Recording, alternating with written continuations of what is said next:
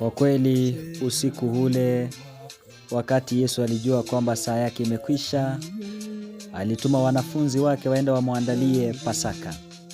Na wakati alipokuja alijifunga kitambaa, akawatawadha miguu. Akawaambia, mimi niliye mwalimu na mnayemuita rabii mnafanya vyema.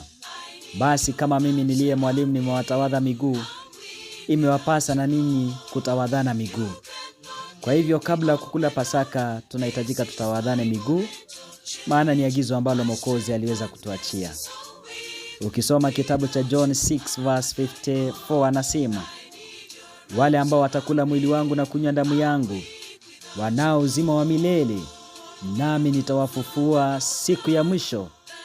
Nao watakuwa hai kama vile mimi nilivyo hai, na nitakaa ndani yao.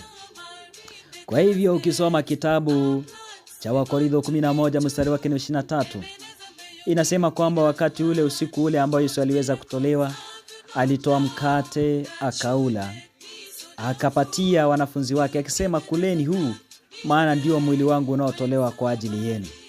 Vivyo hivyo akachukua kikombe, akakunywa, akasema, kunyweni kikombe hiki, maana ni agano ya damu yangu inayomwagika kwa ajili yenu. Basi